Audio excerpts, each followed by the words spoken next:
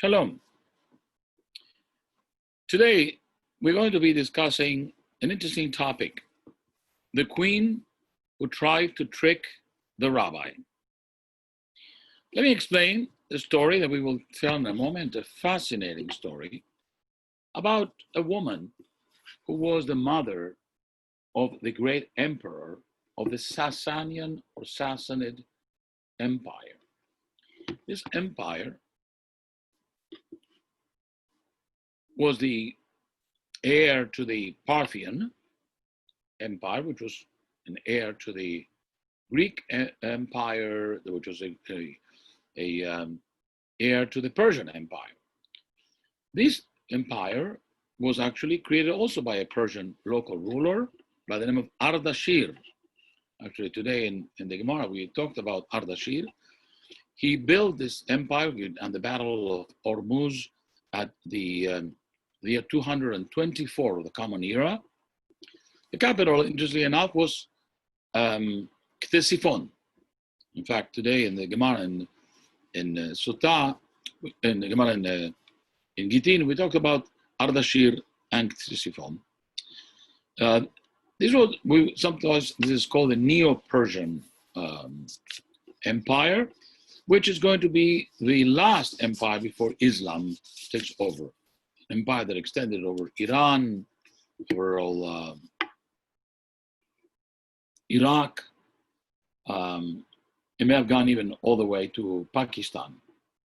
The period of the Sasanian rule is considered to be one of the high points in Iranian history.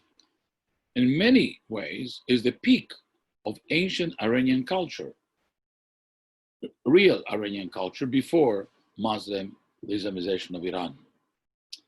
The first king was Ardashir, but it was followed by a very famous emperor, the most important emperor of this, called Shapur I. And he calls himself, I am the ruler of empire of Iranians. And he used it, Aryan Sar. Interesting, the word Aryans, as you know, was the name of the Persians. We call ourselves Aryans because they were probably one of the most influential families of the Aryan family, of the Aryan race. Well, we will start today with a fascinating story. I want to tell you that when I read this story, when I finished reading this story, I actually said, unbelievable. I can't believe, I was speechless listening to the story. It happened to me once that I was listening to a piece of music, beautiful music, classical music, and when the conductor put its baton down, I could not speak. This story actually left me with the same impression, and I hope that you will enjoy it. This story is about a rabbi. This is another rabbi who the queen tricked. This is actually a rabbi who asked a question, and nobody was able to answer the question. This rabbi was Rabbi Meir Simcha Odvinsk, born in 1843, died in the year 1926. He is the famous one who wrote the Or Sameach Rambam. We also mentioned several times his other book on the Bible, Meshech Chochmah. Rabbi Meir Simcha, according to one story in one of his biographies, he came to a meeting of rabbis and he discovered this particular text, and he asked a question. Let me read you the text. Nida, Kaf Amud Bet. You have the text in English and Hebrew. I'm going to read it in English, in Hebrew. Ifriz, actually, Ifriz Urmiz. Her name was Ifriz Urmiz. According to some, she was a woman of devilish beauty, exceedingly beautiful woman. Some people said that she was so beautiful that only demons could have created such a beautiful woman. Imeh de Shavur is Shapur. Malka, the king. Shadra Dama lekamed Rabba. she sent a blood sample to Rabbi. Now we know that a woman, during the period of menstruation, sometimes sees blood that comes from the womb, or doesn't know whether it comes from the womb, in which case she has to sit again other clean days, or it could be from other parts of her body, not necessarily from the womb, in which case that blood is not regarded as a nida blood. And sometimes a rabbi is equipped as experts in analyzing the color of the blood sample, and they can determine if it is tahor, pure, or tameh, menstrual blood. Now, this woman, why was she sending the blood to Rabbi? Because she was observing mitzvot. The mother of the emperor of the Sassanid Empire wanted to convert to Judaism, and it is possible that Shapur too wanted to convert to Judaism. By the way, imagine what would have happened if they would have converted to Judaism instead of being conquered by the Muslims. But anyway, so she sent her blood sample to him. Hava yativ Rabbi Ovadia kameh. Rabbi Ovadia was also sitting next to Rava. Arche. Rava heard it, smelled the blood. Amarla, and he said to her, the translation here, I see that Rabbi Ovadia observed, nothing to do, it doesn't say nothing about what Rabbi Ovadia observed. He was sitting before Rava and nothing else is said about him. It only tells that Rava smelled the blood. And she said to the woman, this is the blood of desire. Apparently, it appears that when a person has a very strong sexual impulse, when a woman has a lot of desire for her husband, that she does shed a little bit of blood that comes from other parts of the body, not from other parts of her internal organ, not necessarily inside the womb. So therefore, that blood is called the blood of desire, and it is not considered to be a tameh blood for which she has to sit the days of clean. So he says, dam chimuda. It's a blood of desire. So Amrale livre. She said to her son, the emperor, Kachachme, Yehudai, look how smart are the Jews. They know exactly. She felt a great desire for her husband, and that's what she got the blood, and she didn't know whether it was menstrual blood or not.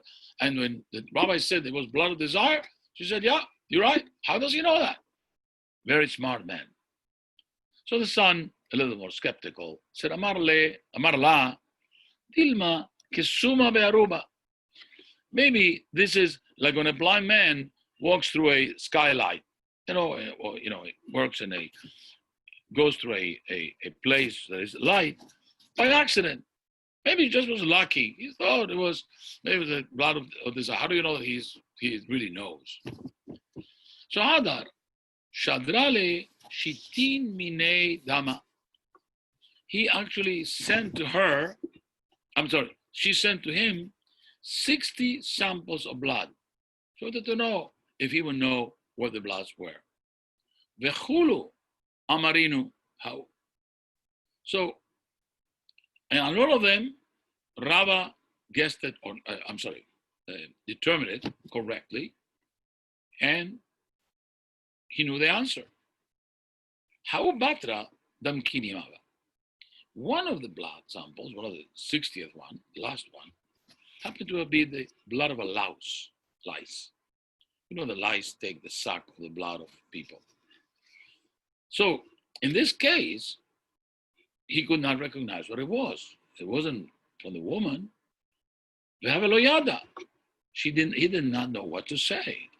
This was the trick, in that she wanted to know if he would actually realize it. And that was the one trick that she was praying at him. So without knowing what to say, he did not answer her on that particular one. But because he did not know the answer, he answered on the 59, and this one he didn't answer. Istaya Milta, Hashem helped them from heaven. And he decided to send her a gift. Shadarla Srikuta de Mekat Lachalmi. He sent her a very jewel comb, which normally, this is the comb that people use to kill lice, to comb and kill lice. He did not know what he was doing. He just sent her because there was a nice piece of jewelry. But she interpreted it as a subtle way of replying to her that this is from lice. And instead of saying you wanted to trick me, she just sent her subtly this beautiful comb. She was so impressed. She said, Amra, she said, Yehudai betavne de liba yatvitu. These Jews are sitting inside the people's hearts. They know. Some people say that it means that she was, that they are great, the wisdom of every discipline they have. Rashi says the wisdom of every discipline is known to you. They're privy to the secrets of nature. Because she was extremely impressed with him. Okay, this is the end of the story. This is from the Gemara in Nida. Rabbi Meir Simcha Odvinsk, as reported in this story, at a meeting of rabbis, Rabbi Meir said, notice at the beginning of the story it says that at that time Rabbi Ovadia was sitting before Rava. This is not Rabbi Ovadia Yosef, this is Rabbi Ovadia at the time of the Talmud. Rabbi Ovadia was sitting before Rava. Now, normally, when a person is mentioned like this, that somebody was sitting in front of him, is that these people have something to do with it. Otherwise, why would they mention the name? Either they say something, they comment something, they object to something, but they do something. Why mention his name? He has nothing to do. This is what Rabbi said. Usually, when the Gemara makes this kind of remark that somebody was sitting next to the rabbi, is that the person has a function in the event or the story. What was Rabbi's participation in this event? If he was not relevant, why mention him? So according to the reports, no one could answer the